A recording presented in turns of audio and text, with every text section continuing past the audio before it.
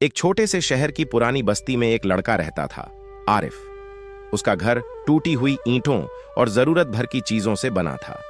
वो अमीर नहीं था, लेकिन उसमें कुछ खास था। एक सच्चा दिल जो न दिखावा जानता था न छल, बस भावनाओं में बहकर मोहब्बत करना जानता था।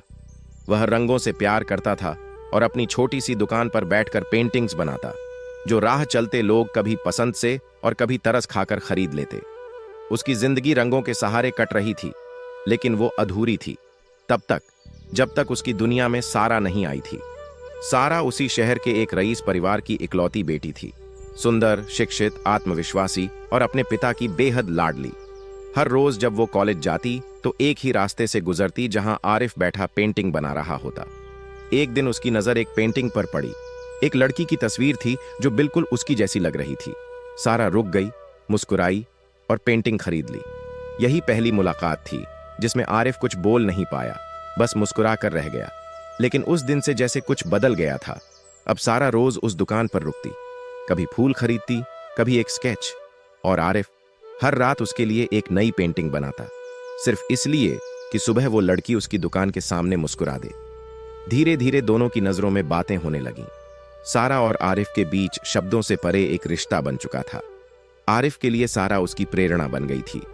वो अब सिर्फ पेंटिंग नहीं बनाता था, वो उसकी यादों, उसके हाव भाव, उसकी मुस्कान को कैनवास पर उतारने लगा था।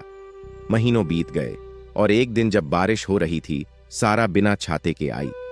आरिफ ने उसके लिए एक छाता खोला और उसे एक पेंटिंग दी, जिसमें एक लड़का और लड़की बारिश में हाथों में हाथ लिए खड़े थे।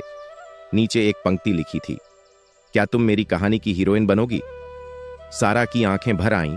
उसने धीरे से मुस्कुराते हुए हां कहा और उसी क्षण दोनों के जीवन ने एक नया मोड़ ले लिया।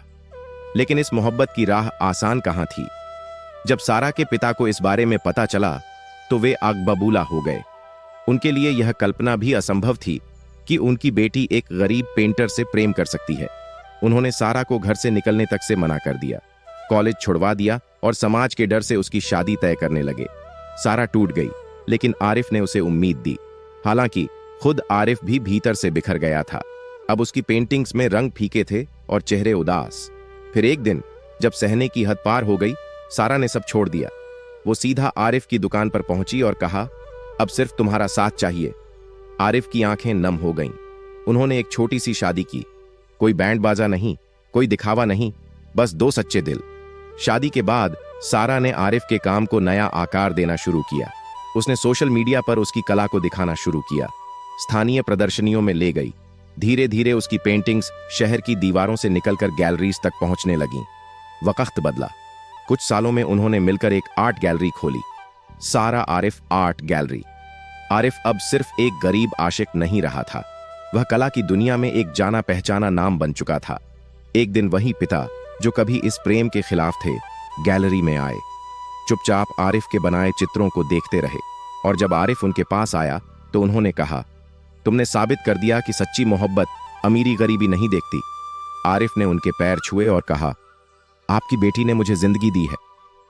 सालों बाद आरिफ और सारा के एक बेटा हुआ, इमाद। उसने भी अपने माता पिता की तरह रंगों से खेलते हुए बड़ा होना शुरू किया।